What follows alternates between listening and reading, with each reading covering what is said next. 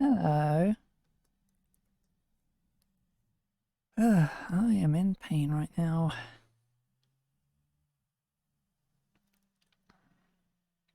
So there's something I ate yesterday or how I slept last night, which is annoying. Now I have to remember all the voices I did for these characters.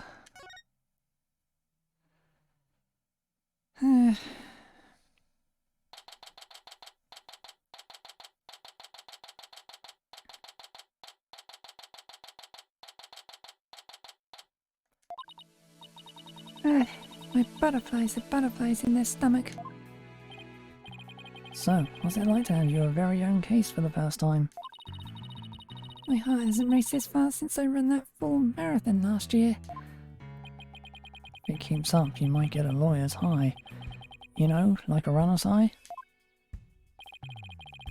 Relax. Everyone's nervous their first time. So my fears weren't unfounded. After all, today's prosecutor is so terribly brutal. And willing to use any means necessary to win a conviction. There's at the end justifies the means concept again. Now that it has come to this, we have no choice but to fight fire with fire. The end justifies the means. I wish you'd stop saying that. That's your method, Professor. I'm going to defend Juniper my way, in my own way. But Miss Sykes, just yesterday you told me. As a lawyer, what is it that you treasure beyond all else? That's an easy one, Professor. Seeking justice for my clients. But if this trial proceeds in the same manner and ends in the same way as the mock trial, would you not lose everything you worked so hard to gain? Well, I just have to make sure that doesn't happen then, won't I?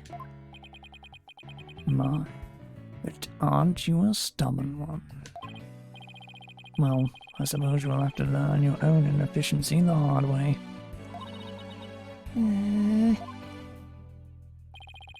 Forgive me, Professor Means, but can we just leave it at that? Oh dear, please forgive me. It's just, I wish to protect Juniper by any means I can. I do too, but... Now if you would excuse me. Thanks to him, I'm feeling even more pressure than before. Don't let it get to you, Athena. And don't forget to keep smiling. I'll be fine, and I haven't forgotten what Mr. Wright said. The worst of times are when lawyers have to force their biggest smiles. Trial is about to begin. I'll show you to the courtroom, if you please. Apollo, I'm counting on you to support Athena this time. Okay, Mr. Wright, leave it to me. That's right, I have Apollo to back me up. Jeannie's fate rests in my hands. I won't rest until she walks free.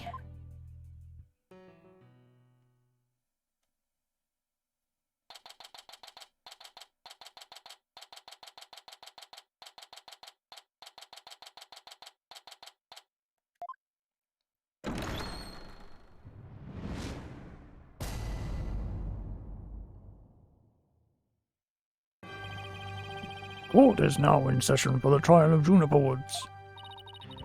Athena Sykes, defense team leader, is ready, Your Honor. That didn't sound very confident. You sure you're okay? I'll be fine. Your boldness. I know. As usual, you want me to deliver the opening statement. This case is crystal clear. I see no need to explicate any further. Now, summon the witnesses.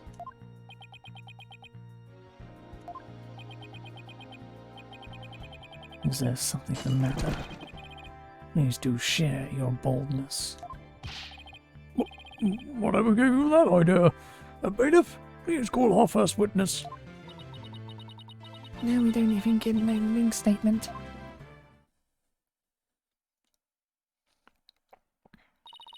Detective Wright. He and Prosecutor Blackwell have become quite the team.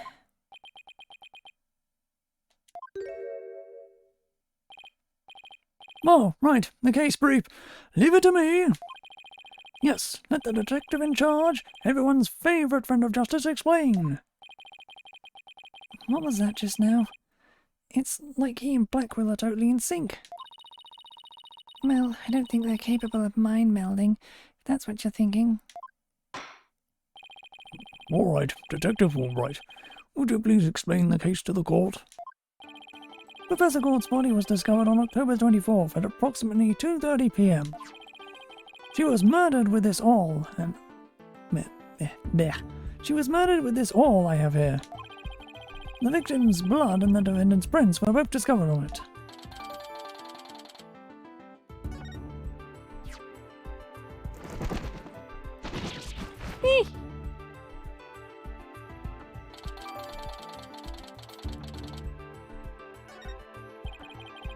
Well, that bird can deliver evidence too. Blackwell has trained him well. Maybe Blackwell should train him to mess up people's hair while he's at it. Moving right along. The body was discovered on the outdoor stage, although no blood was found there. However, we detected traces of a massive amount of blood in the third floor art room. In short, the murder took place in the art room. So then the body had been moved from the art room to the stage. Precisely, and there is one more piece of irrefutable evidence. A recording made by a tape recorder that a school paper reporter hid in the art room. It captured a female voice screaming, "You're a goner!" What's this? You have such a recording?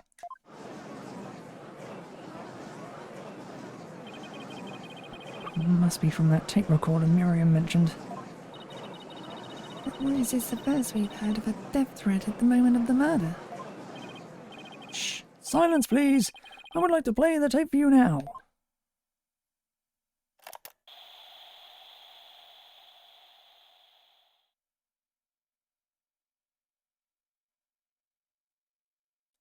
You're a goner.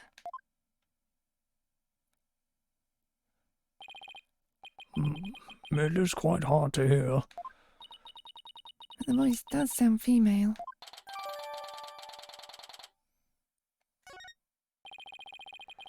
The noise and low volume of the voice have made voice print analysis all but impossible. Then you haven't identified the voice as belonging to the defendant. Not so fast. After all, voice print analysis isn't everything. The victim was killed at night, then discovered in the afternoon the next day. The question is, when was the body moved? Oh, I know. It could have been moved in the middle of the night when no one was around. Sorry, but no. The campus was full of students that morning, however no one reported seeing a body. That means the body was moved sometime before the mock trial when all the students and faculty were gathered in the lecture hall, and the rest of the campus was empty. It was during this time Hugh O'Connor, one of the mock trial participants, found the body. So the prosecution heard about Hugh seeing the body. Wait one moment. If all the students and faculty were gathered in the lecture hall, then there wouldn't have been anyone who could have moved the body. Have no fear, for there is always an explanation. An explanation? An exception? Blech. The three mock trial participants were standing by in individual dressing rooms. They were the only ones who had free access to the deserted campus before the mock trial. What? Then that would mean... What would that mean? Those three students were the only ones who could have moved the body. In justice we trust! I don't like where this is headed, Athena. Me neither. And by those three I mean... Hugh O'Connor, Robin Newman, and Juniper Woods. I knew it. Please, Detective Fulbright, don't say what I think you're about to say. In justice we trust. I take it everyone understands now? The voice believed to be that of the murderer was female. And out of the 3 people who could have moved the body, just 1 is a girl. That leaves the defendant Juniper Woods as the only possibility. No! Impressive. He has you on the ropes even before any cross-examinations. Can at least pretend to be upset for me. A splendid job, Wright. That could not be any clearer. Feel free to anticipate a salary rise next month. I don't do this for the money. It's all about justice. In justice we trust. Not only a half-wit, but a perennial stick in the mud you are. Guess neither the carrot nor the stick works on Detective Fulbright. Now, bailiff, please bring our next witness to the stand.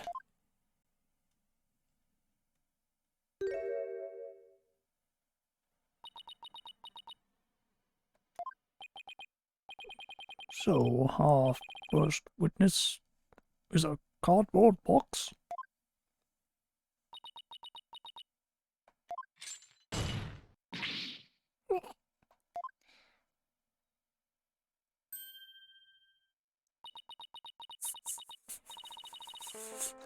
Stealth mode deactivated. Oh my, the box has hands. Smile, Your Honor.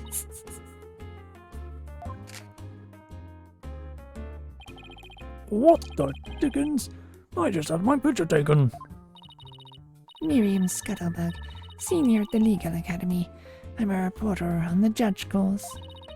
Juniper's been a bad, bad girl. I tell you all about her crimes. Yeah, it doesn't pick up this as well. Might I ask whether you could come out of that box? How will I get any more scoops if I blow my cover? So the answer is no. After all, covert action as an undercover reporter's bread and butter. But testimony from a faceless witness is highly irregular. A former ninja I met in the clink said that exposing those who work in the shadows is to pass the death sentence upon them. Oh my, I never thought of it that way. Very well, if you would spare a life, I'll make a special exception this time. It would. Ugh. Former ninja in prison? Holy Shinto, how can the judge believe this load of crock? Now, your testimony, please. Oh, but take care not to reveal your face.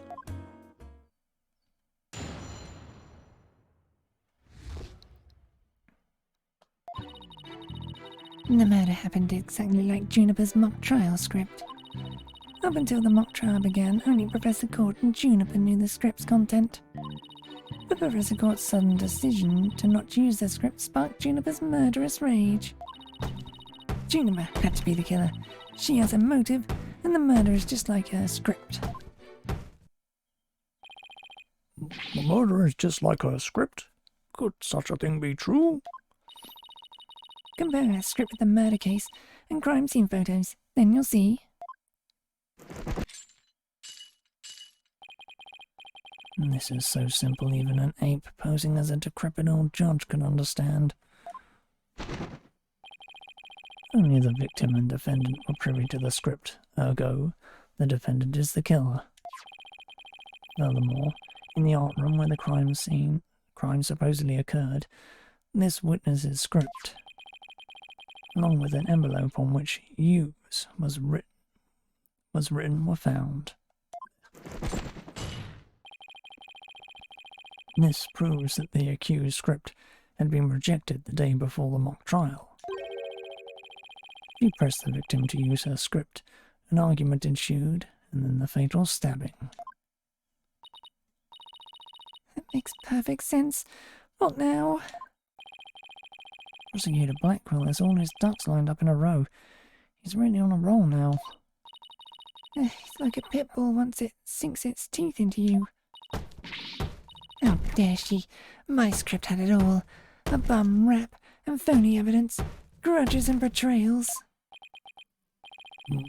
I trust the defence is ready to cross-examine the witness. No problem. I mean, yes, I'm ready. I think.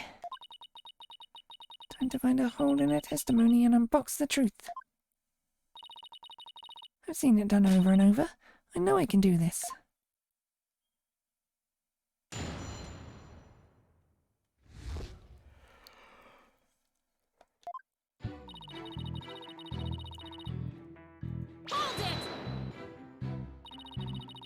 There must be places where the script in this case diverge.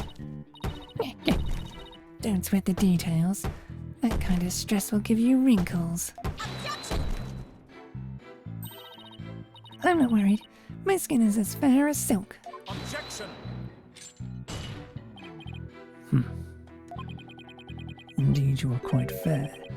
Very desperate. Objection! What did you just say? Blackwell really turned that one around on you. Whose side are you on? Hurry up and think of a clever comeback. Whoa, easy there, Athena. Now you listen to me. The two cases do indeed have their differences. For one, the stage hadn't yet been erected in the mock trial script. And in the actual case, there were signs indicating the victim's wrists had been bound. But such differences pale in comparison to the host of similarities. In any event, replicating the crime without knowledge of the script is an impossibility.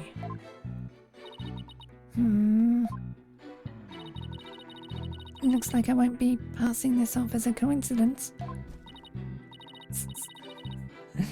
What a total burn. Try again, why don't you, pawn of woods?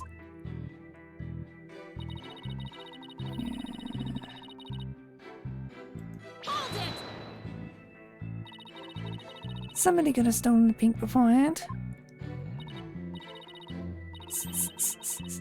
I don't think so. I mean, I tried any number of times.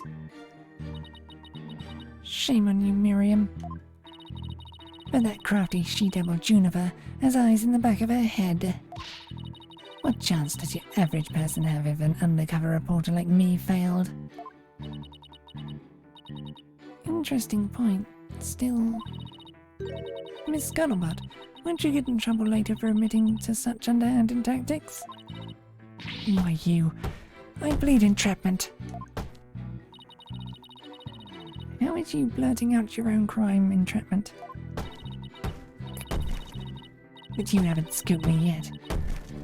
They were all set to use Juniper's script.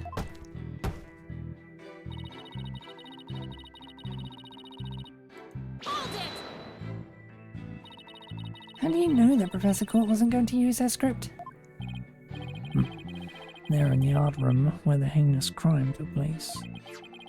An envelope marked used and Miriam Scuttlebutt's script were found. Evidently, the script that was going to be used belonged to the girl in the box over there. It's only natural that my script would be accepted and hers rejected. I introduced all sorts of brand new concepts, including bribery and fake evidence. It was a cutting-edge script portraying a courtroom battle in the dark age of the law. Can't help but feel that Professor Court went out of her way not to use it. But Juniper, she used some devious underhanded tactics to get her script chosen. That's why her script and not my masterpiece were used in the mock trial. How's that for an explanation?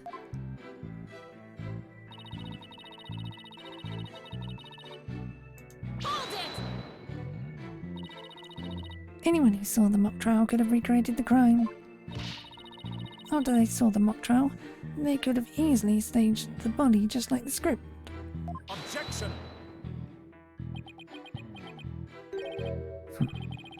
weary is the trial which pits hawk against canary. Objection! What did you say? If he's so weary, you should try humming less. I bet that'd save some energy. This is no time for jokes, Apollo. He just called me a canary. Don't let him get to you. These canaries pick up on things quickly, just like you. I shan't repeat myself, so listen carefully, Sykes Dono. Hugh O'Connor discovered the body before the mock trial even began. How could one stage the body as it is in the script before anyone knew its contents? That's right. Do you even fathom the intricacies that go into staging a crime scene? No, I think not. You have the rudimentary mind of an elementary school child. Elementary school? Reporter's testimony throws a turning Athena Sykes for loop. The perfect caption. Oh, marvellous. The photo in the newspaper is just the thing to boost your brand. In the school paper. Seriously? I believe you've pressed the witness more than enough, Miss Sykes. Now do you see how clear-cut my case is? Take it now, and in that fair, desperate mind of yours, etch it deep, so you may never forget. No. No! Even my argument gets thrown back in my face. Wasn't supposed to be like this. What am I going to do? Athena? You should just about have all the answers you've been looking for now. Huh? Think about it this way. If the killer knew the details of the mock trial, would they really commit the crime in the exact same way? I don't follow. Try to place yourself in the killer's shoes. I bet you'll discover an inconsistency if you do. I get it. Thanks, Apollo. Miss Scuttlebutt, just so we're clear, you're claiming that the killer intentionally made the crime scene look just as it was in the script. And that it is beyond a shadow of a doubt, not a coincidence. Is that correct? No, duh. After all, it's just more evidence of Juniper's evil she-devil ways. Objection!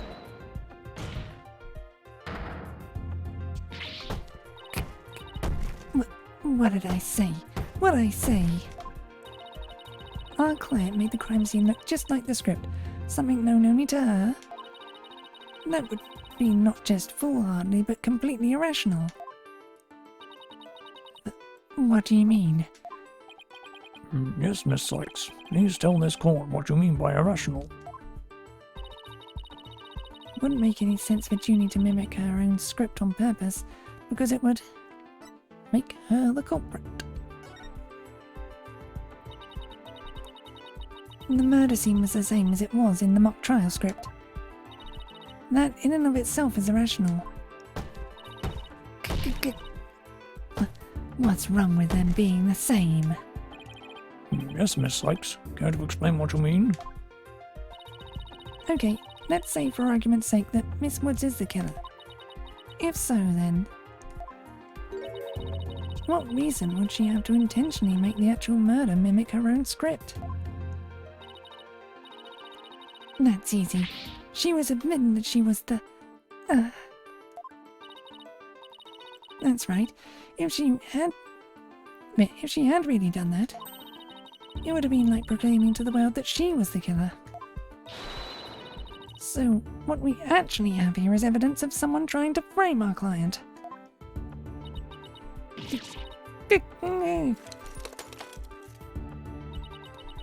The body was found the day of the mock trial. In short, the day the details were revealed. So it would be completely inconceivable for the murder to go exactly like the script. Don't let it go to your head just yet. Objection!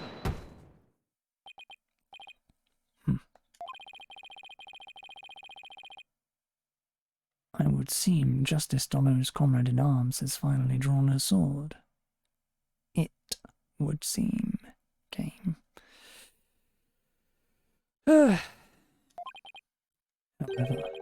the blade is dull and it shall remain so until you master its use. Enough with this stupid sword metaphors already.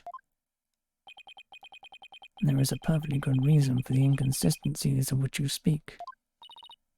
Reason? What reason?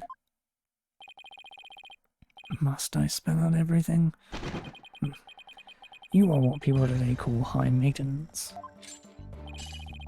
The accused has intended to stop the mock trial, and in that event, nary a soul would have been the wiser to the similarities of the case in the script. Objection! No, the mock trial was only stopped after the body was accidentally discovered. Objection! Our witness here had also discovered the body. In fact, she was led to the dearly departed professor by the accused herself. What? Miss Scuttlebutt saw the body too? Precisely. And with the discovery of the body, the mock trial ought to have been cancelled. Wait, so you didn't call the police? Nope. I kept it secret for my big scoop. You can't do that. I made her pay long and hard penance for her sin, did I not, my little box top? Compared to the work of a war correspondent, the sheer terror of that was. Jeez, wonder what the Twisted Samurai did to her. Block off all the holes in her box. And spin her like a top while Detective Fulbright cackled in delight. That sounds more nauseating than scary. Enough jabbering. Witness, continue your testimony. Sure, Mr. Samurai. I'm ready to finish off that she-devil.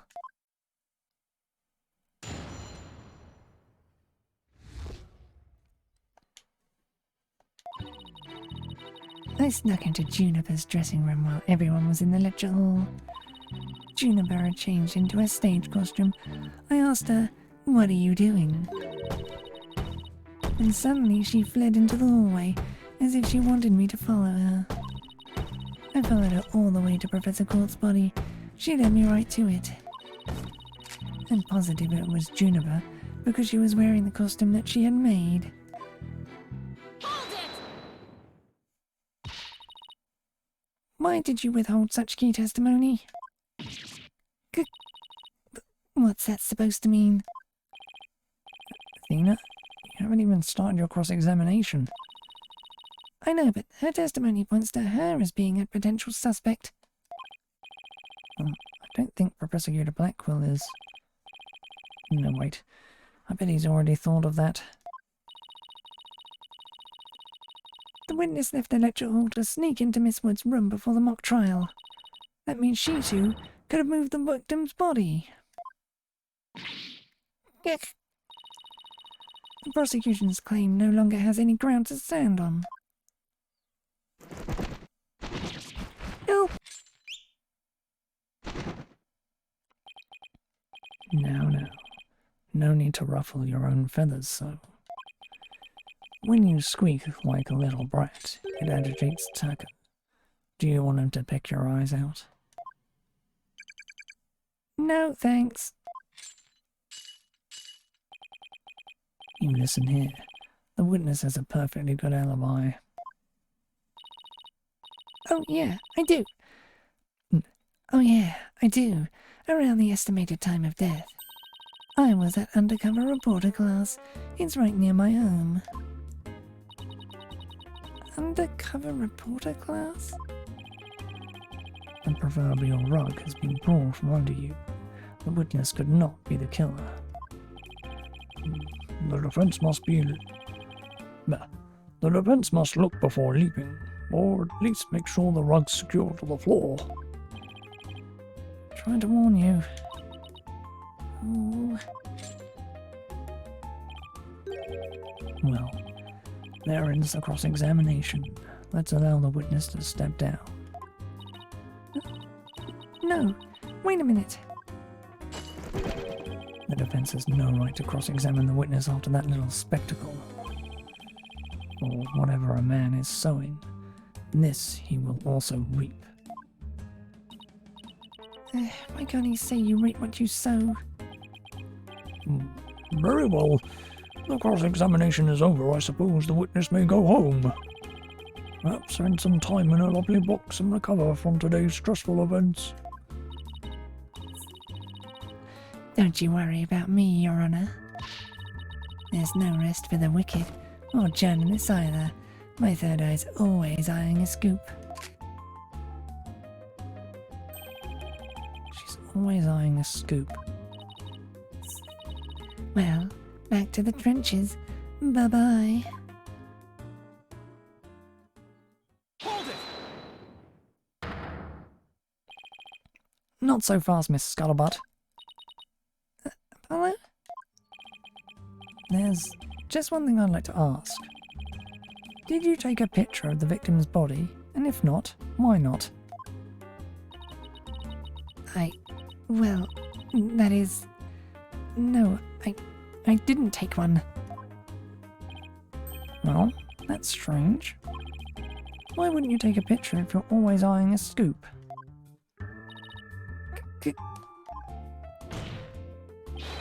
Did you or didn't you really see the victim's body?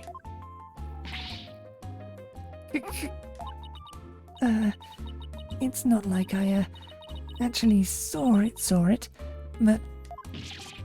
What the devil?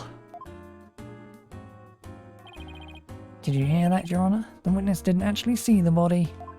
That completely overturns the prosecution's claim that the witness was led to it. Justice Dono, you dare bear steel at me again?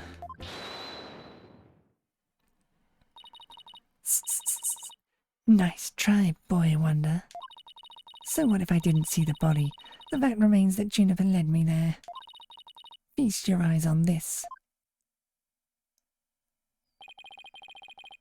What exactly am I looking at here? It's a crucial moment, forever frozen in time by my third eye.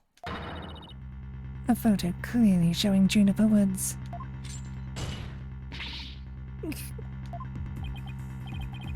Why did you not tell me of this?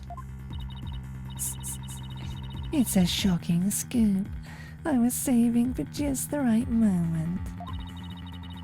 And that would be now, right here in court. Surprise!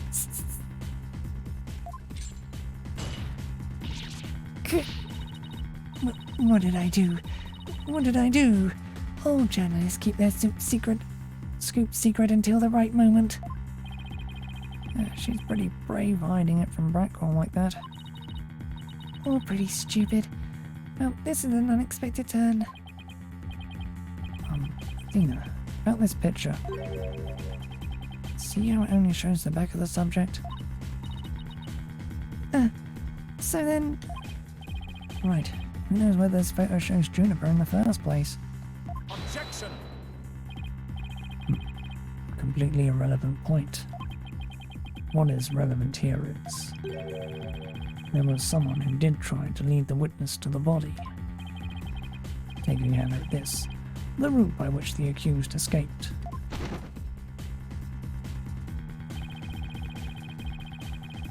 The witness pursued the accused this way after she fled the dressing room.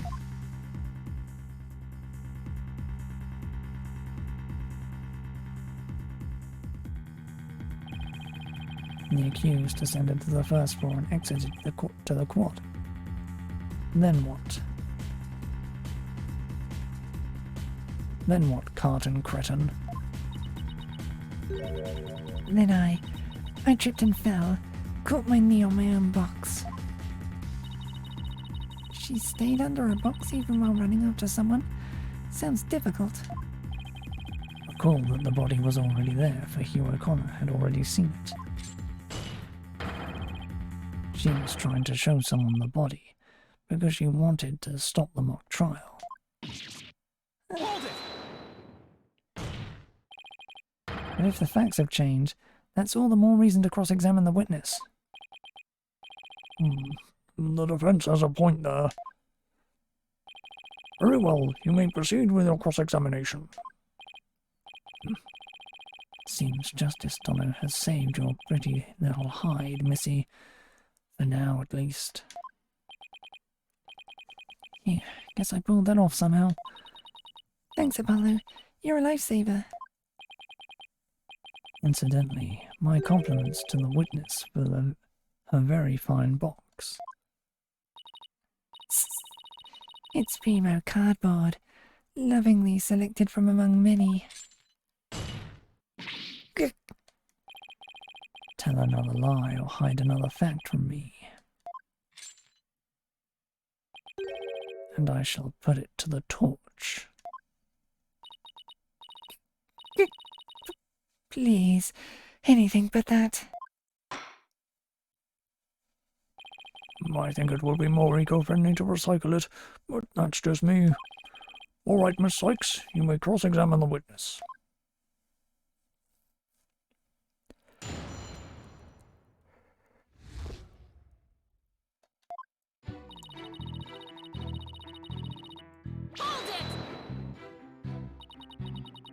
You said you snuck in, but why would you do something like that? Because if I got a big scoop on Juniper, club membership would go through the roof.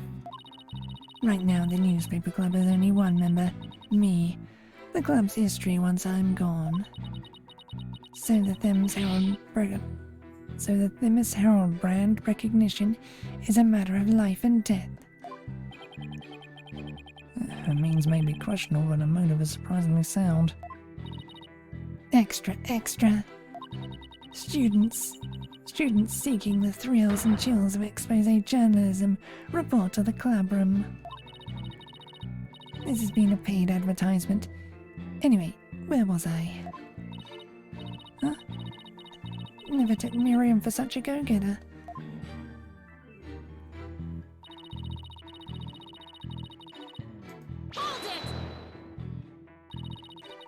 Why would she change into that costume? The mock trial was about to begin. How should I know? But if you don't believe me, take a look at this photo. I captured this critical moment like the gonzo journalistic pro that I am. But that only shows the back of whoever was fleeing. You expect me to shoot her face when she's running away from me? I guess you're right, but this doesn't seem to be getting me anywhere. At any rate, as the photo shows, Juniper was in her stage costume.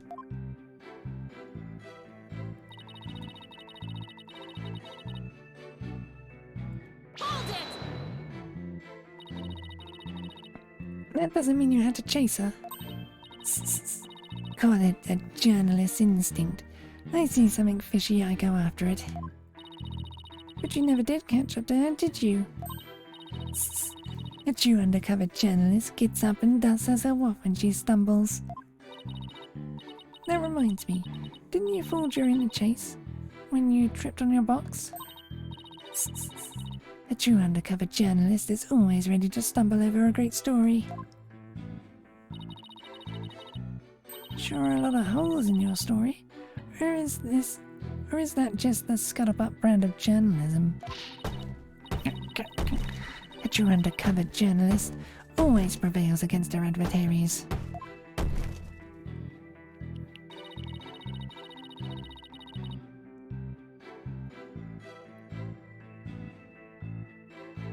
Oh, what is with me today? What would our client have to gain from leading you there? The accused has employed her self-penned script as a manual for a murder. Ergo, she had to stop the mock trial before the script's details became public. And that accounts for our desperate attempt to lead our Martin Cretin here to the body. But as we all know, Miss Scuttlebutt didn't alert the authorities. And as a result, the mock trial began as scheduled. Objection! The issue here is not whether it was in fact halted, The fact remains that the accused was trying to lead the witness to the body. Does that not show clear intent to halt the mock trial? Hold it!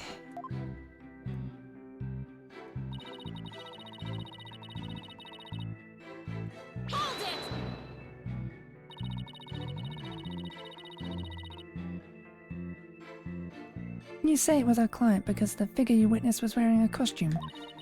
Isn't that a bit simplistic? It's only as simple and clear-cut as a good piece of journalism should be.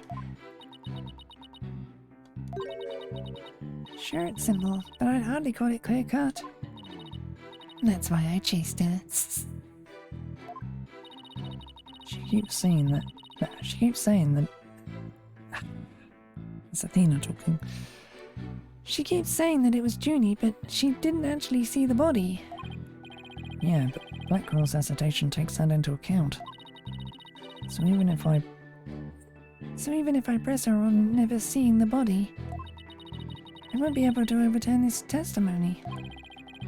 Well, whoever it was that was fleeing, Miriam never did see their face. So I'm wondering why she thought it was Juniper. Try thinking along that line and see what you come up with.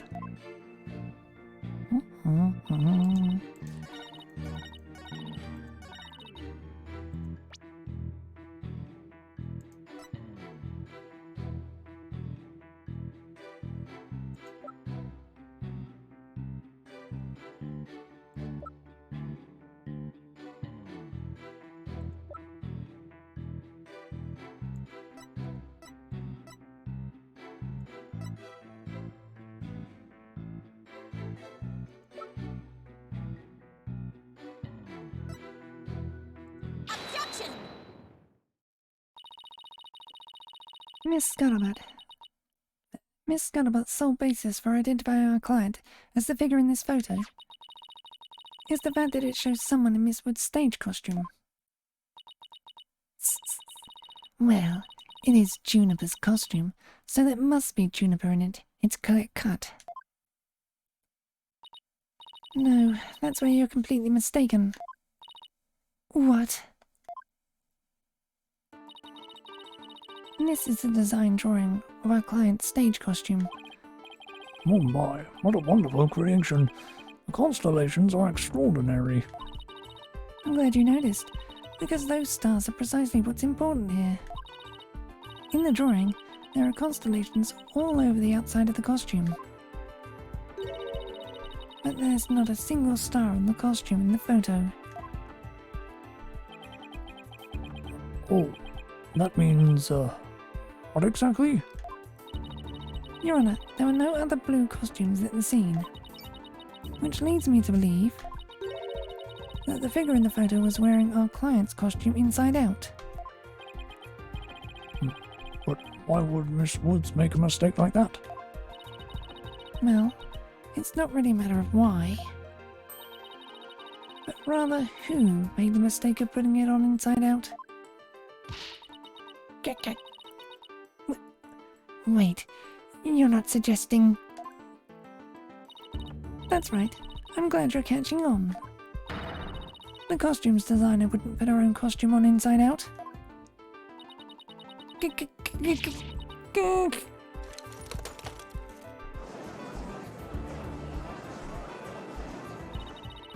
Sorry, Miss Scuttlebutt, but... Doesn't believing you had a scoop when you really didn't make you a failure as a reporter. A failure as a reporter.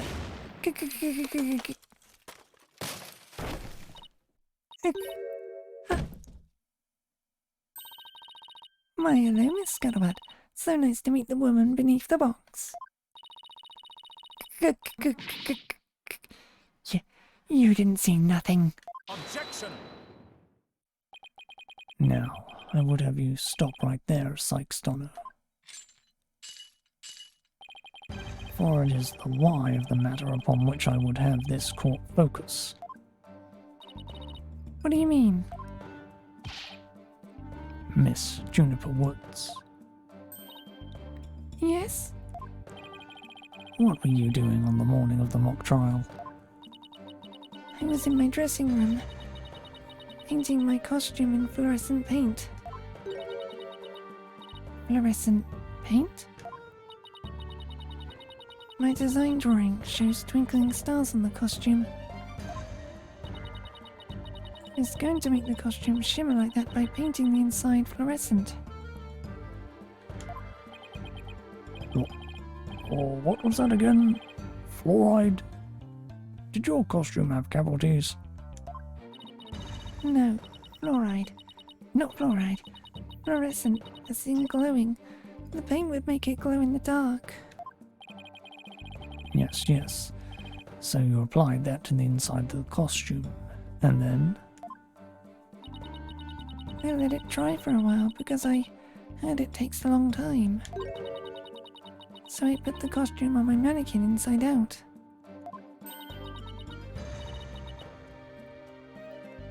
Inside out?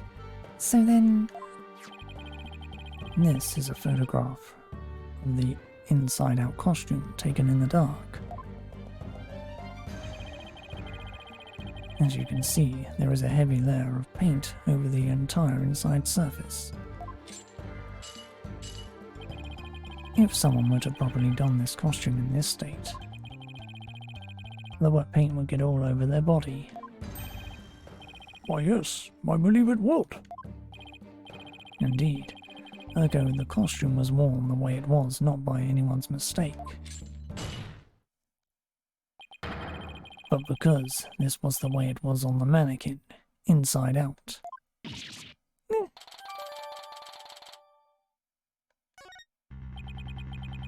Figures he would have a photo.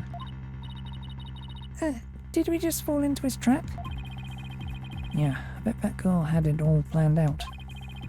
Still, I think you should give this photo a nice long look. Oh, please tell me you found something that doesn't add up. Check out the chest area. Kinda looks like a handprint to me. Hey, you're right. But Junior would know better than to touch it while the paint was still wet. Objection! I believe the term to describe your thought process is wishful thinking. After all, if master painters make mistakes, why not a rank amateur such as the accused? Objection! So basically you're saying, my claim requires evidence to back it up. Evidence? That shouldn't be a problem, right? After all, you've come this far. Just because I've come this far doesn't mean I've thought everything through, though. What? You mean you've just been bluffing? What did you expect me to do? Sick of losing to this guy. But you're right. There's only one thing left to do at this point. And that's to present some evidence. Pronto!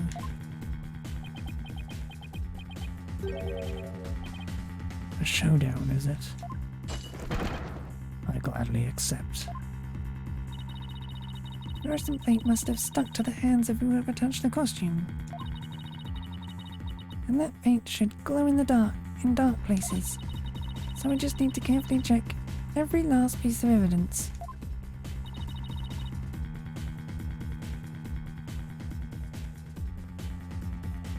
Can you really just check like that?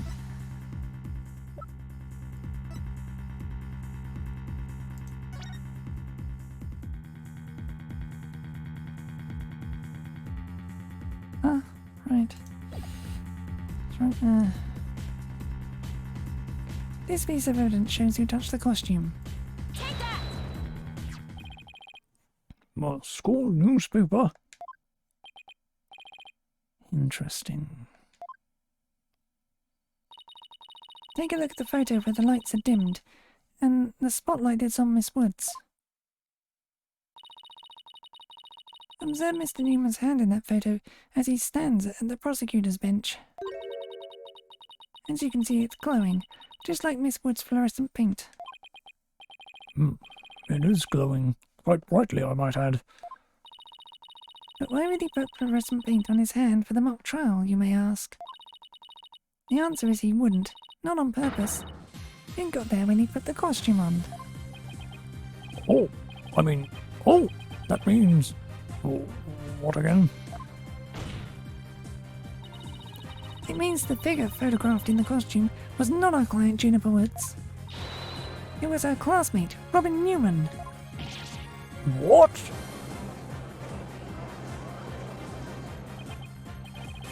To think you were actually able to prove that. Well, you never know what's going to happen next. That's the thrill of the courtroom. So then... Does that mean that Robin is our man? Well, that's certainly how it looks.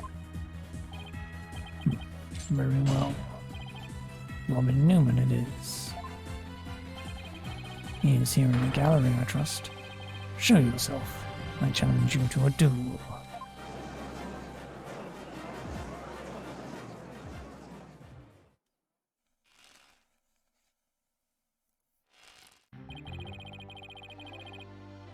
Will the witness please state his name and occupation?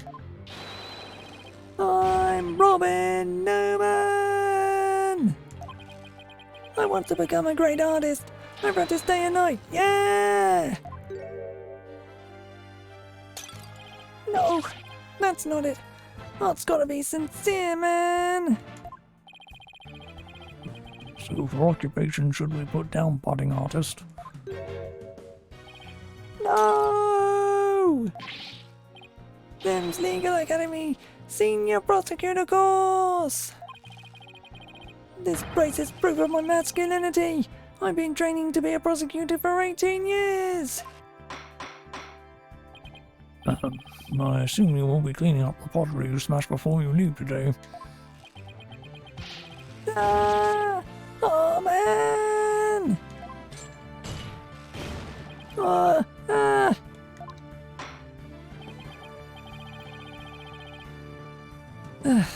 Can't wait for this act to be over. It seems the witness has finally settled down. Nothing faces the judge after all these years. You may proceed with your testimony, Mr. Newman. Specifically, the court wishes to hear why you had fluorescent paint on your hand.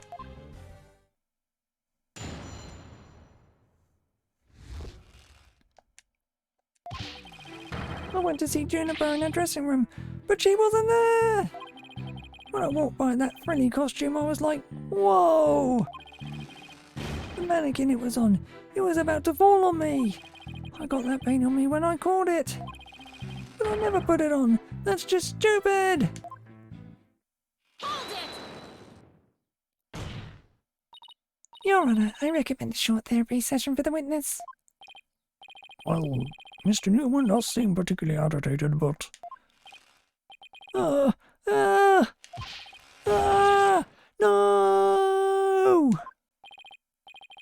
Not again. What's his problem? I sensed it the moment Robin took the stand.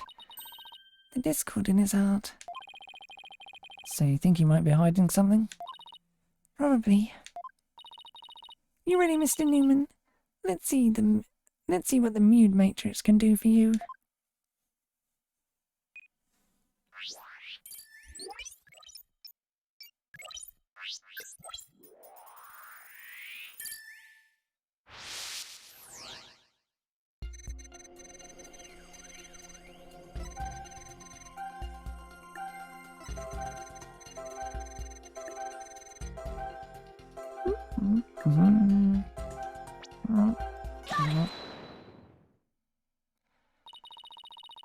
When you mentioned the stage costume, I sensed a sudden powerful feeling of joy.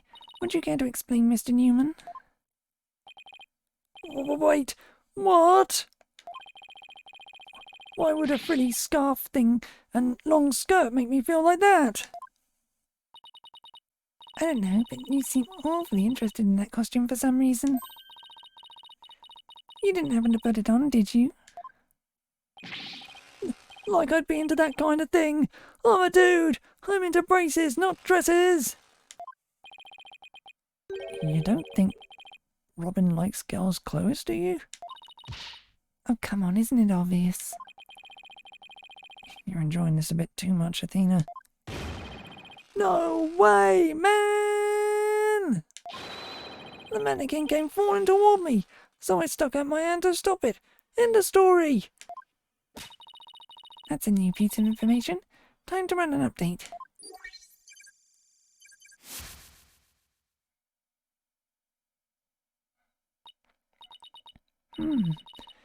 Even after that update, something just doesn't feel right here. Do I have anything to prove that could prove his statement contradicts what really happened? Take that! You said the mannequin came falling towards you, so you stuck your hand out to stop it. If so, then the fingers of your hands would have been pointed outward like this. But that's not what the handprints show. In fact, this looks more like just your thumbs on the bases of your palms. Why in the world would I leave such weird handprints? You know why. You left them when you went to adjust the scarf after putting it on. Just like the model in this drawing. Whoa! Why don't you just admit it, Mr. Newman? You did put the stage costume on, didn't you? And you really do like frilly clothes, don't you? Fine. I admit to putting the costume on. But I don't like girly clothes, man. Yes, new information to plug in. Time for another update.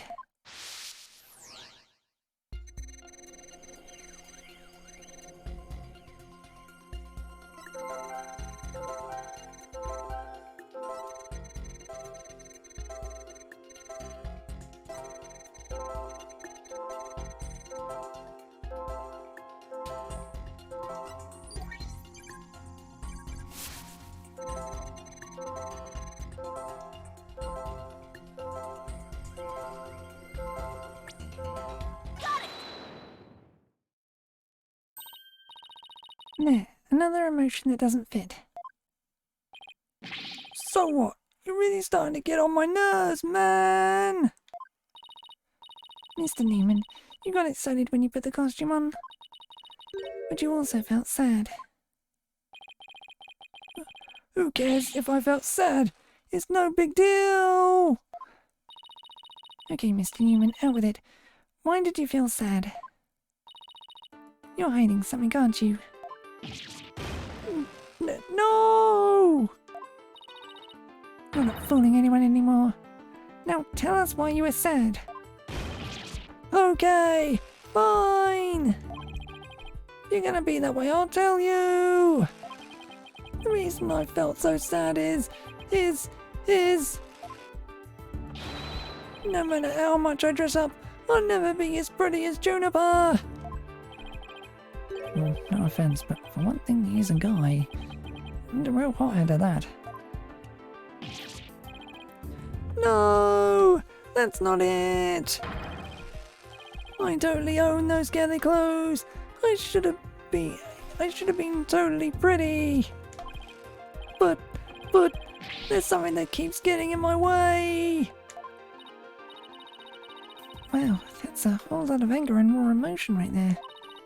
His heart is crying in pain. His emotions are out of control. Out of control emotions. We saw those during the Nine Tails Vale incident. So all we have to do is find the source of his uncontrollable anger, right? Right. Help me look for a conflict between his statement and the images we see. If we can find that, we can wrestle him away from whatever's tormenting him. Mr. Newman said that there's something getting in the way of him being pretty. Something that doesn't go with girly clothes. But what could it be? Fine, I'll testify, man.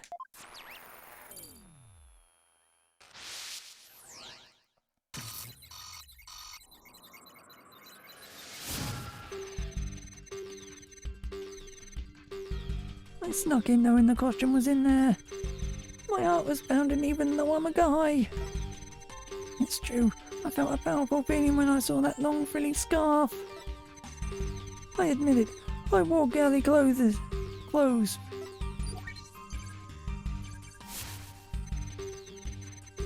I felt like a diva when I pulled the hood over my head. It felt so right. I was totally dressed up like a girl.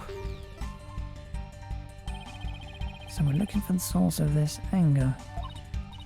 Right, the conflict in his testimony will most likely arise from his emotional repression. Let's compare the images to his testimony. You might find the problem that way.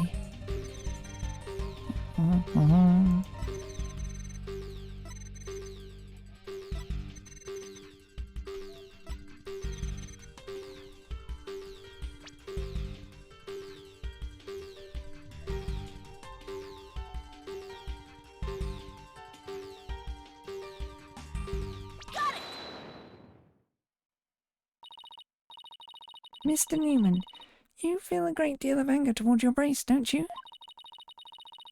Is that what you feel is holding you back from being as pretty as you think you should be? Huh? What? Mr. Newman, the truth is, you really want to take that brace off, don't you? No way, man! This is a symbol of masculinity! I could never take it off!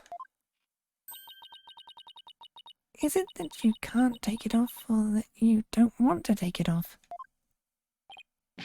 Oh man! I should have kept my big mouth shut! This is really weird. He exhibits intense anger towards his brace, which he calls a symbol of masculinity. But he can't take it off, even when dressing like a girl. And why is he so interested in girls' clothes in the first place? I have a feeling we're on the verge of uncovering an earth-shattering secret. Athena, you okay? It seems Robin is still hiding a secret. A big one. Bigger than the fact that he likes to wear girls' clothes? Yes, at least I think so. No, it can't be. I just thought of something, but it's totally insane. Mr. Newman? What? I'm onto your little secret. If I'm correct, it's not very little at all. It's huge. This sounds completely insane, but it's the only possibility left. You're a girl. Mr. Newman, or should I say, Miss Newman. You are, and always have been, a girl. What? Have you lost the plot, Athena? No, I'm completely serious. I don't have any direct evidence. That's what Robin's heart is shouting out loud and clear. Hold it! I still think you've totally lost it. I mean, Robin reeks of testosterone. How could he possibly be a she? I, for one, have never seen a girl who shouts like a maniac all the time.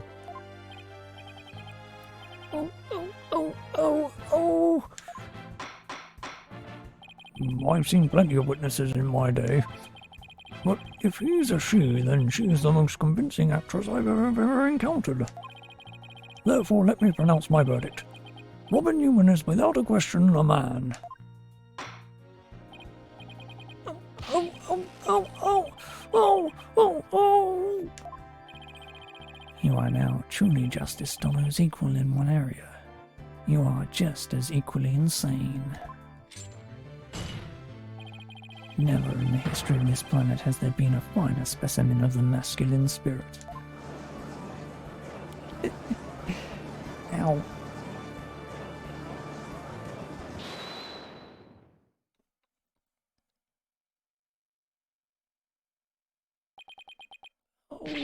Ah!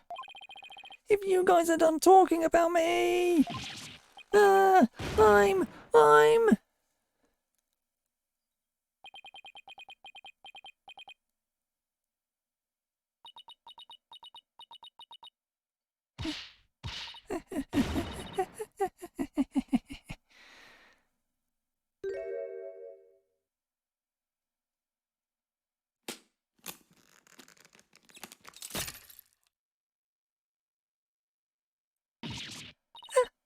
brace. It's...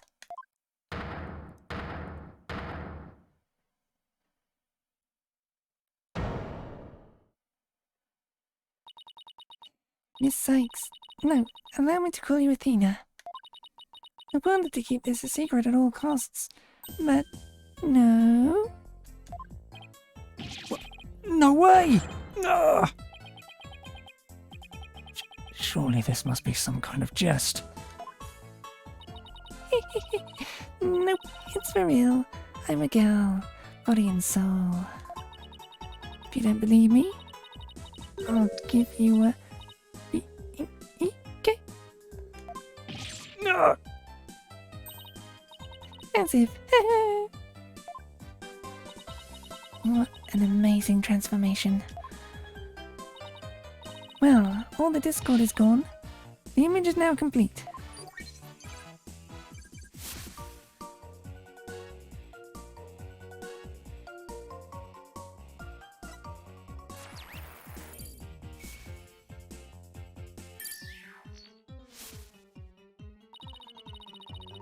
I was raised as a boy since I was little, and I studied law just as my parents wanted.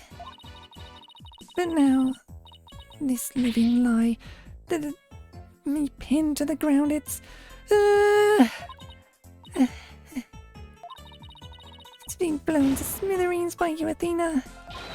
Now I can stop pretending. I want to be a prosecutor. I'm going to be an artist. Yay!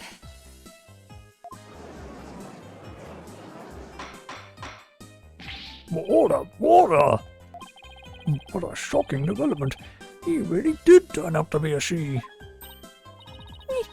Why is everyone looking at me like that?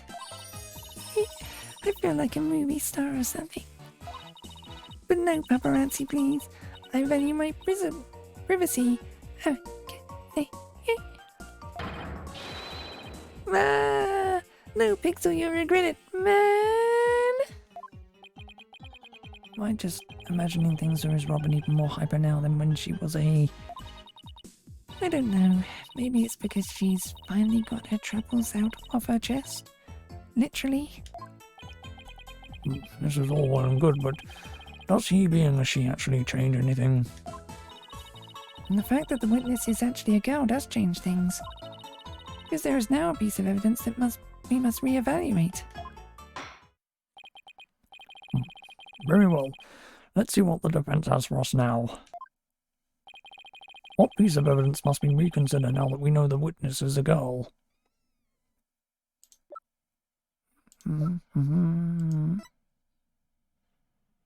Take that! This is what I'd like the court to reconsider. Oh, the tape recorder. The one that recorded the threat to your corner. That's right. And we have already established that it's a female voice in the recording. Of all the students who could have moved the body before the mock trial was to start, our client was the only female who excluded Miss Scuttlebutt because of her alibi. And that is why the tape recorder made our client the prime suspect. So then... That's right. The witness just revealed that she's a girl. Therefore, if we are using the voice in this recording as the basis for hurling accusations, this witness must be labelled a suspect too. Oh no! Wow, talk about a sudden turn of events. You've done it.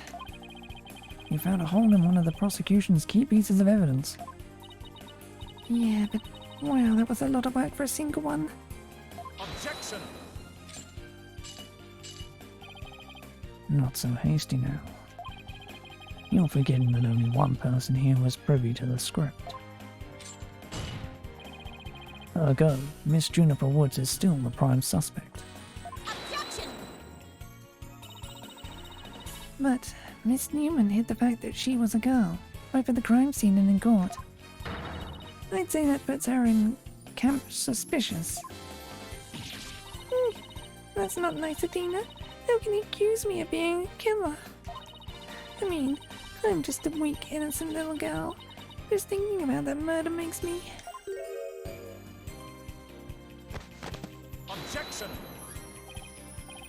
suspicious is as suspicious does.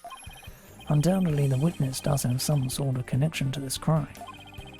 Perhaps our newfound lady is merely feigning ignorance.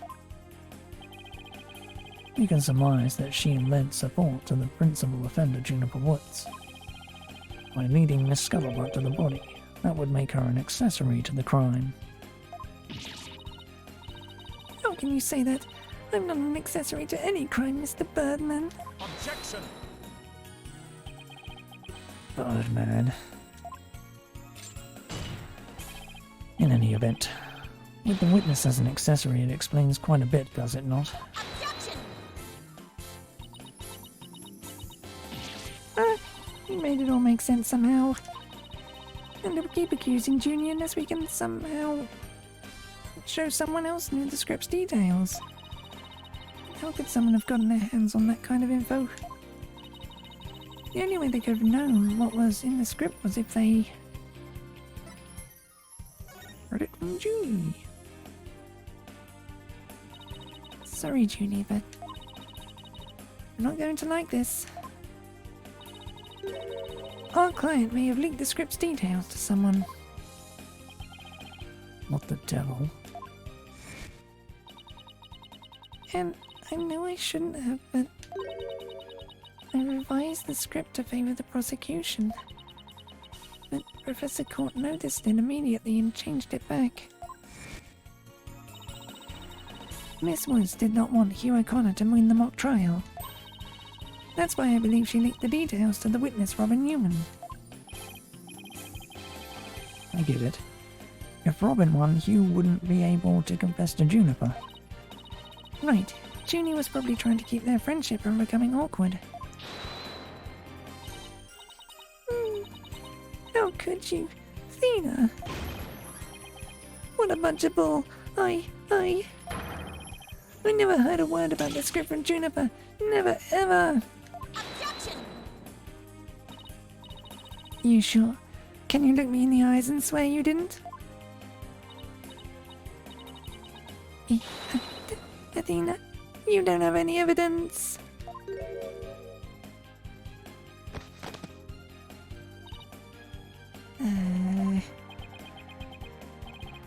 Actually, we might have just the thing. Really? Yeah, one of Robin's lines I read when we were reenacting the mock trial. Here's a shot of the crime scene. Ironically, it was Professor Court who posed as the corpse. Therefore, how did the mock trial participants react to this photo? Mr. Newman was surprised by what Miss Court was wearing. Robin said, "Oh, the green sweatsuit."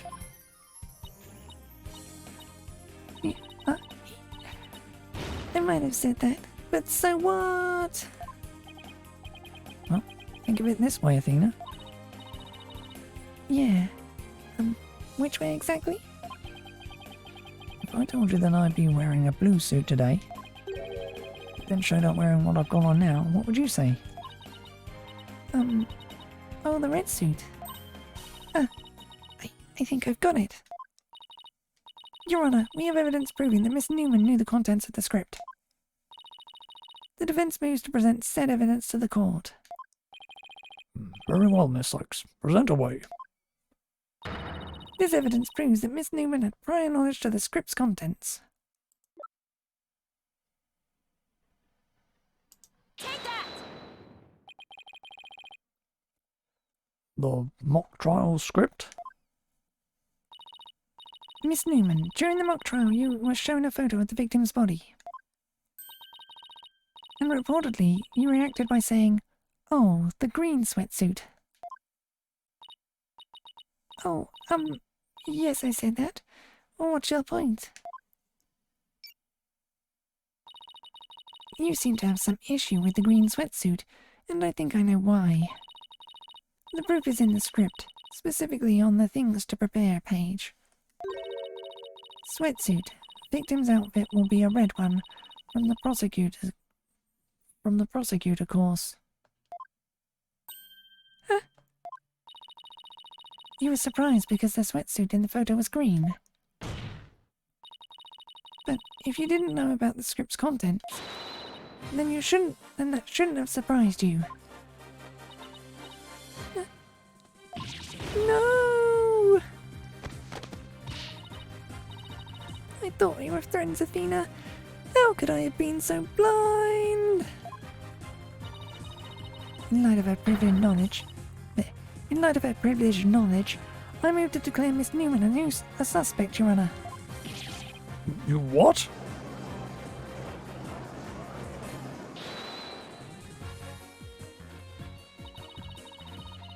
If knowing script details makes me a suspect, then there must be others besides me. I mean, someone else could have also seen Professor Court's notes. Note? What note? The Professor and Juniper were working together to prepare for the mock trial. But only one copy of the script was made to prevent it from being leaked. But that gets kind of inconvenient, right? You're not seriously going to suggest? But it's the truth. Professor Court did do exactly what you're thinking. She didn't write down any of the proceedings, or the truth behind the case. But she did write a note to herself about the props and details about the victims. Why? Is this really true, Miss Newman? You don't believe me? Send the police over to my house. Tell them to check the pictures on my camera. I thought it might give me an advantage. So I took a picture of the note. I'd say she's telling the truth. Wait a sec. If there's a note with details about the body, then that means there are others who could have made the murder look like our client's script. Yes, I believe you're right. Apparently this case isn't as clear-cut as Prosecutor Blackwell would have us believe. This new revelation blasts a big fat hole in the prosecution's case. Oh! Objection! Bully for you, miss. Bully for you, missy, but don't think this spells victory. And why not? The battle is still young, and my blade is now fully drawn. Between it and my next witness, your life will be forfeit, so put away your wooden sword. And show me what you are truly capable of if you wish to live. You want it. Don't worry, I'm gonna bring it.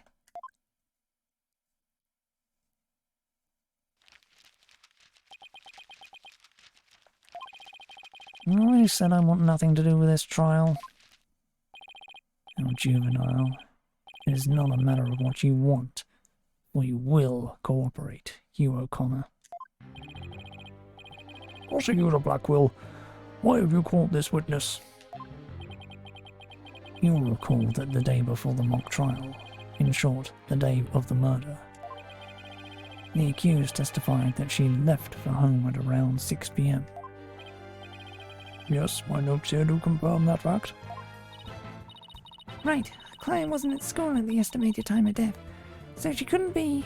Objection! Yet that was but a fictitious lie. There.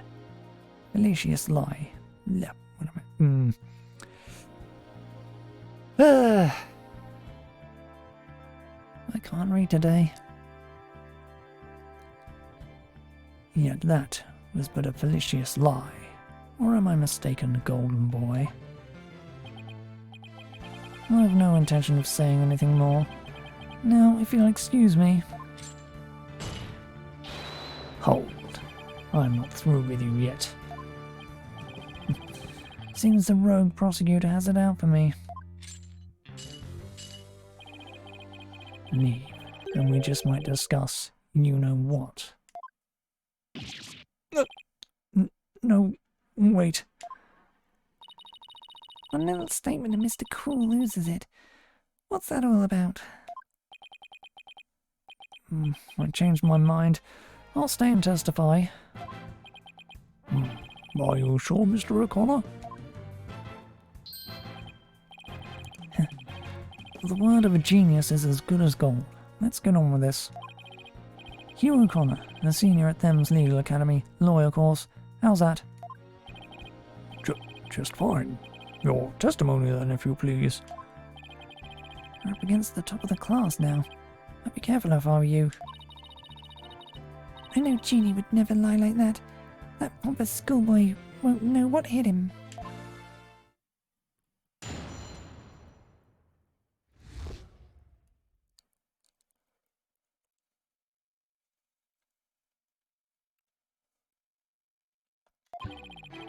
To get mentally prepared for the mock trial, I meditated at the archery range till 7 p.m. At around 7:15 I went to the main building before going home. That's when I saw Juniper. We didn't say much as we passed by each other. She seemed her usual self. That's it.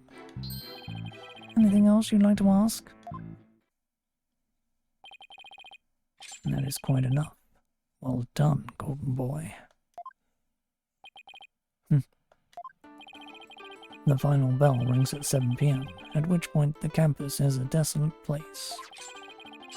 Now, you will recall the tape recorder. We know the time of the voice recording. It was 7:10 p.m, the day before the mock trial. That was the dark hour of this heinous crime. Do you have any proof of that? As its final bell, this school plays a special broadcast when the clock strikes 7.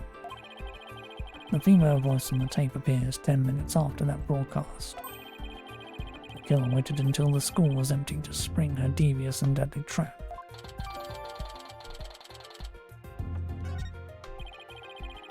So, when the witness saw the defendant, that would have been...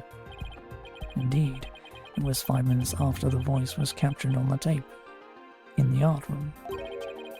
Long ago, we know that the accused was still in the main building, even after the killing. So, the time of the murder and the time when the body was moved? Great, another inconvenient testimony. Miss Sykes, your cross-examination, please.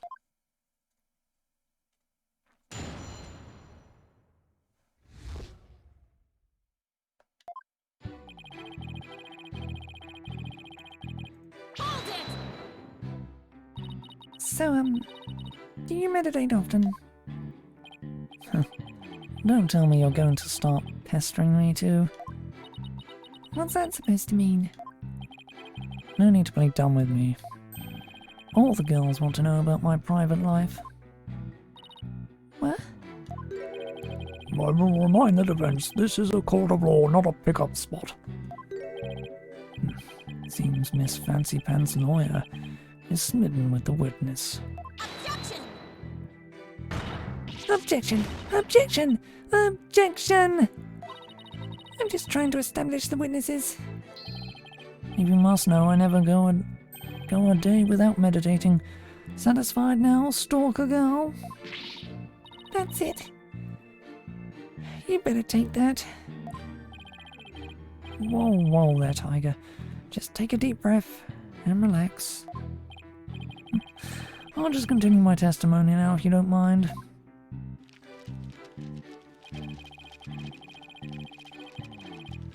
Hold it! Our client has stated she went home at 6 p.m. You and Professor Court were busy preparing for the mock trial together yesterday, right? Was that the last time you saw her? Yes. I left school at around 6 p.m. No, wrong. I don't know what she was doing, but Juniper was definitely at school after 7 p.m. But I suppose neither side can prove one way or the other. But if Junie was there, that means she's lying. Truth be told, I only saw her for the briefest of moments.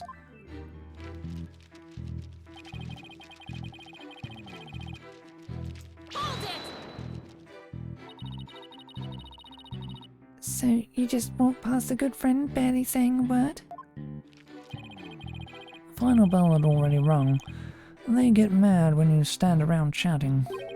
Then again, I'm not like you people, talking endlessly in those annoyingly loud voices. Objection! Annoyingly loud voices? I'd like it if you refrained from insulting my partner like that. Probably I'd shout objection right about now, but I'll take this one for the team. Anyway, I think that's about all I have to say. Hold it! Alright, I'll take you up on your kind offer. I expected as much. So go ahead, ask away. Mr. O'Connor, I want to ask you... How did you prep for the mock trial? Please tell the court what you were doing on October 23rd, the day before the mock trial. That's an easy one. Nothing in particular. Nothing at all? You didn't help with the preparations? You don't get it, do you? I was merely playing the role assigned to me. I left the preparations and the like to others. My job was to be mentally prepared. Julie put her heart and soul into getting things ready, while he just sat on his behind. Just to reiterate, I spent most of the 23rd meditating at the archery range. I didn't talk to anyone until the school closed at 7 p.m. I suppose a few archery club members did come and go while I was there. But you didn't talk to anyone? Not a single soul? That's right. I didn't say a word to anyone till the final bell at 7 p.m. I see. This is crucial information. Please add it to your testimony. I don't know if you're bluffing, but if you are, you have a pretty good poker face. I didn't talk to anyone until the final bell. I'd been meditating alone at the archery range. Hold it! You really didn't talk to anyone? Well, I did exchange a few greetings. But what does that matter? So we didn't have any conversations the entire day. Methinks that claim needs a little more scrutiny. But what should I do? Is there anything I should ask about in more detail? Oh. Actually, never mind. I've got all the info I need. My, don't we seem confident?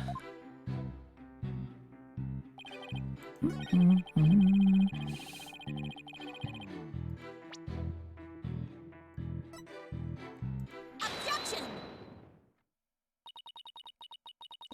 So you didn't talk to anybody on October 23rd. Are you sure about that? I already told you, my word is as good as gold.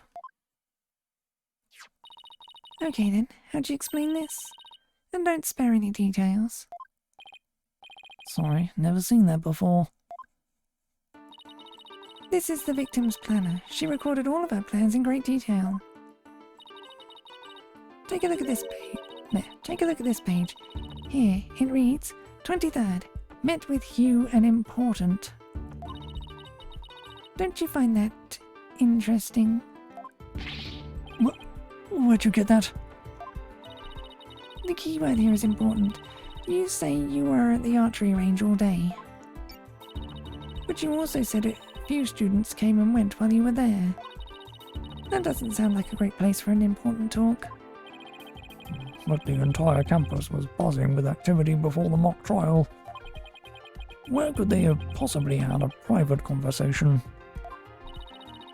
I thought about that too, but the situation changes after the last bell.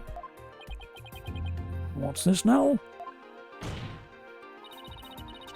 The witness stayed after the last bell in order to have a private talk with the victim. Am I right, Mr. O'Connor? This is insane. Must we go through this yet again? I suppose you also have no evidence as usual. No, I don't have any direct evidence. However, the witness was meditating until after the last bell, and he attempted to conceal his private meeting with the victim. First Robin, now me. Who are you going to accuse next? You're just another unscrupulous attorney looking to get ahead. Don't let him get to you. He's definitely hiding something. I mean, he was supposed to meet with the victim around her estimated time of death. I have my suspicions about Robin, but Hugh seems just as guilty. These three are the only possible suspects after all. Mr. O'Connor, answer me this. Did you meet with Professor Court that day?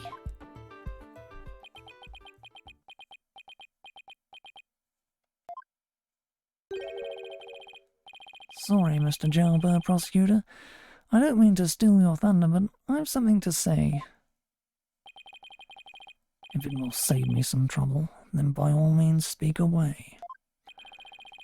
If you would recall, Miss Sykes, the voice on the tape recorder was female. Knowing that, I'd like you to explain how I could possibly be a suspect. Oh, he has a point. Impressive, Golden Boy. It does shine gold indeed. Care to take the reins? You're more than capable of prosecuting this case. Sorry, but I'm studying to be a lawyer. What a pity. To think such genius has to be wasted on mere lawyering.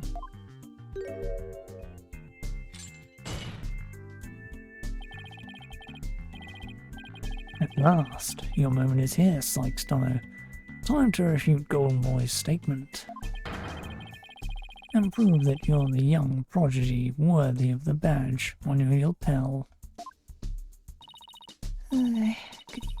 Could he lay any more pressure on? The voice is unmistakably female, so there's no point in arguing about that. Yeah, you're right. In which case, to whom does the voice on the tape really belong to? The voice on the tape belongs to the victim. That's the only thing that makes sense. Objection! Are you mad? The voice on the recording saying you're a goner?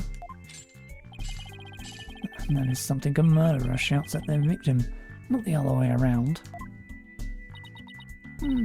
Yeah, that is a problem. You're a goner, you're a goner, you're a goner. Athena?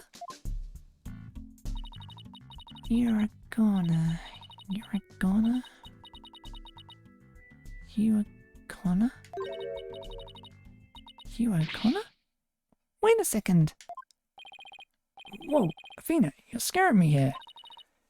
You're scared. I'm terrified for even coming up with this. With what? Prosecutor Blackwell, you wanted to know if I'm worthy of my badge? Well, I'm about to show you why. Despite my age, I'm able to proudly wear this at all. Oh, then I can take it you won't be changing your argument. Still, it stands that it's a bit odd for the victim to be the one yelling, "You're a goner." I agree, if that's what the victim was saying, but it's not. I assume you have something to back up your assertion, Miss Sykes? Not exactly, but you don't have to add fuel to this fire, Your Honour. If it is indeed Professor Court's voice on the tape, then she was shouting because she was Scolding O'Connor. I would like to call one basic fact into question. Is that shout on the tape really saying you're a goner? What are you up to now, Athena? Professor Court's planner said she was supposed to meet with the witness for an important talk. Perhaps our witness, despite being a genius, had done something wrong. And this made Professor Court get angry with him during their private meeting. I don't see how this changes what we heard on the tape. Well, if you want to see how it changes things, then let's try a little experiment. Your Honour, I want you to yell at the witness as if you were mad at him. But, and this is important, Use his full name. Okay, let's see. You O'Connor. What did I do to deserve that? Yes, like that. Now try again, but faster. You O'Connor. You O'Connor. You O'Connor. You O'Connor. Wait a second. No. This can't be. Objection! You think I'd spend the energy to lead you this far if it wasn't true? Ah, but it is, Your Honor. Humans are not perfect. That's scientific fact. We sometimes mistake shadows for monsters, or the wind for voices. Now that you mention it. You can do this, Athena. Just give the old guy one more little push. The voice on the tape recorder never was Your Honor. That's only what we thought we heard, when in fact it was the witness getting yelled at. The court will note that this is different from the selective hearing men are so good at. Yeah, I think you're right, but What was that last part again? Never mind. The important thing is that the voice that was recorded isn't our client's.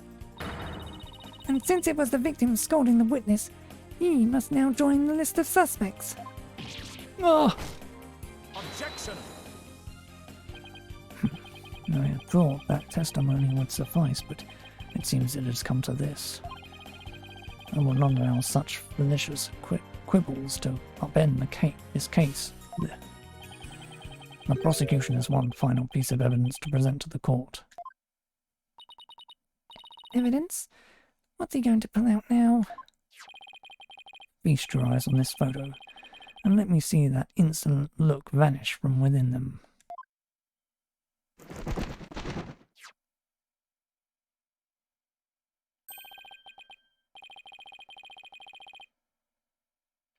Let's see.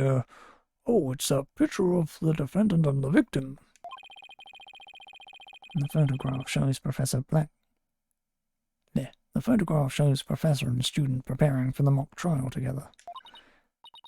Wait, was this taken in the art room? The room where the murder occurred? Indeed it was. But the revelations do not end there. Do you see the clock on the wall?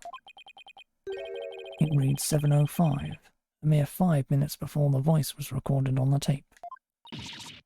What? The accused brutally stabbed the victim to death 5 minutes after this photo was taken.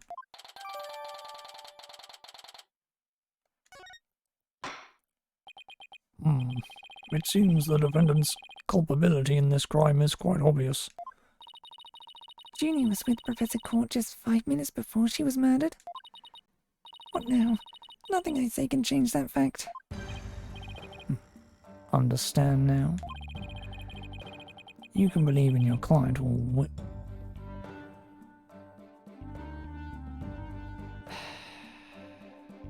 Spelling mistake. Blech. The fact that I'm screwing up basic speaking today is bad enough, but the spelling mistakes ain't helping game. Well, the grammatical mistakes, I should say. You can believe in your client all you wish, but try as you might. Such misplaced faith will inevitably be cut down before the cruel, steely blade of truth. Listen, Missy. The person you'd like to save more than anyone else in the world. I'd be willing to wager that your defense isn't what they desire. But I became a lawyer so I could. You still fail to understand after so much pain and defeat. The courts are not the play yards of little children dressed as lawyers. So before you break your back in failure, run along home and grow up.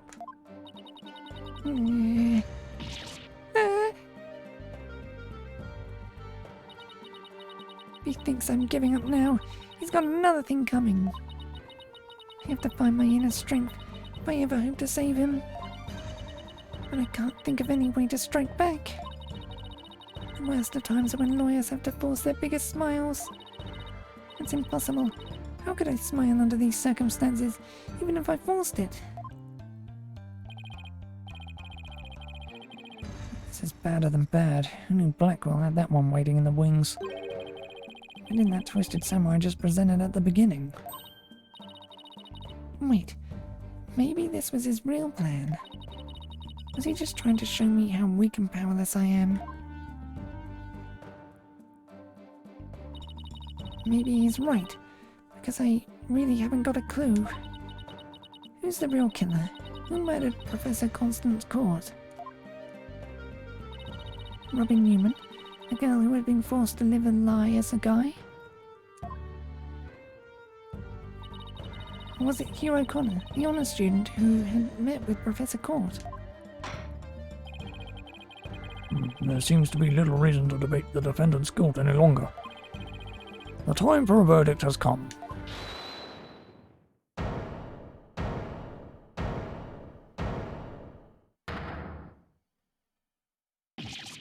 No! That's not gonna happen, man! What's the meaning of this?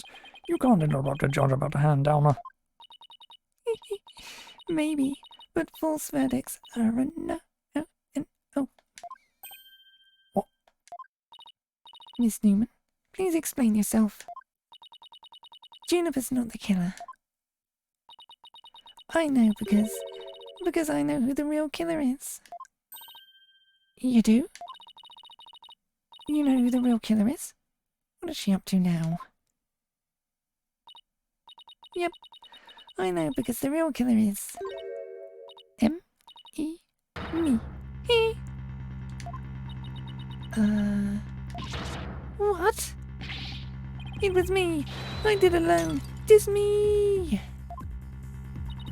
I don't get it. Why is she confessing? Miss Newman was witness near the stage. There's even a related photo of her. The more I think about it, the more suspicious she seems.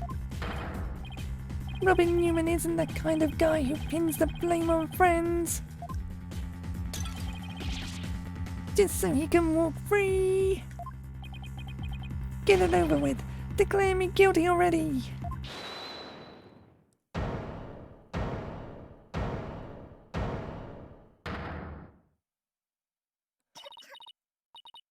Please, wait. Juniper? What are you doing? Thank you for all you've done, Tina, but you'll have to forgive me. I can't let my friends take the blame any longer. Junie, no! Don't do it! You and Robin have done nothing wrong. They have absolutely no connection to this case. The real killer is me. I alone am responsible for the entire crime. What? Objection! Junie, you know that's not true. Hurry up and retract your statement. I'm afraid it is true. Forgive me, Tina.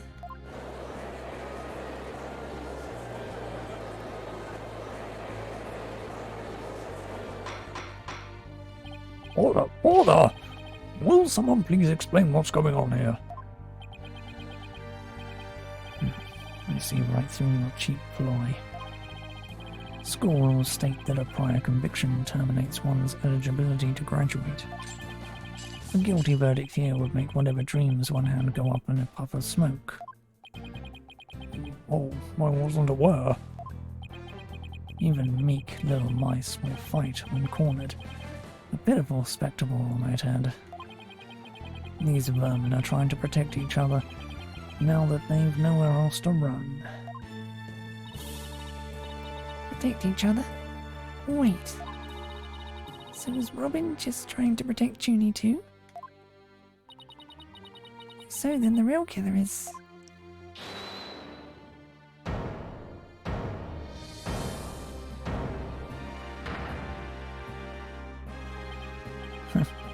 This whole thing's a joke.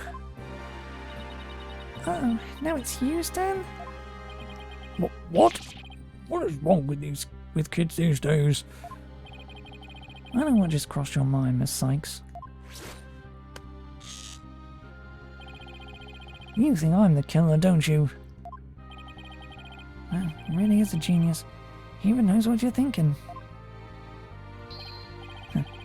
I think it's about time I told you the truth.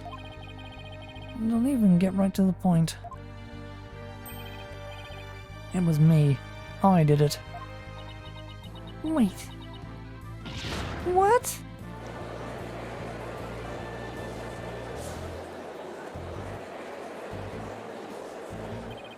Now both potential suspects are claiming to be the real killer.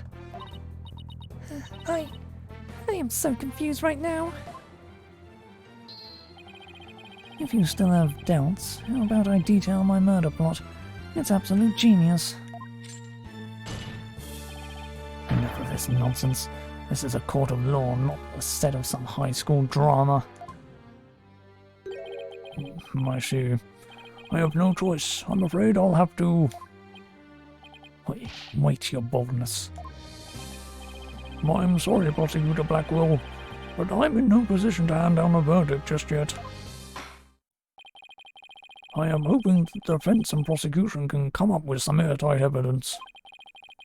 That is why I'm giving you both the rest of the day to continue investigating this case. Pinch me. I think I'm dreaming. Fine. Do as you wish.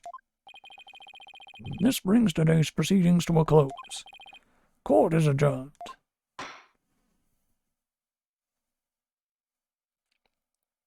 Blech.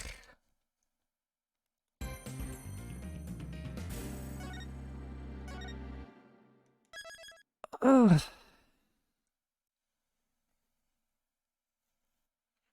Criminy, my body is aching all over. This is... Ugh. Ow, ow, ow, ow. Ow. Genuinely glad I'm at the end of the stream for the day. Okay then. That will be all for now. And I'll be back tomorrow when hopefully I'll be feeling a lot better. Bye!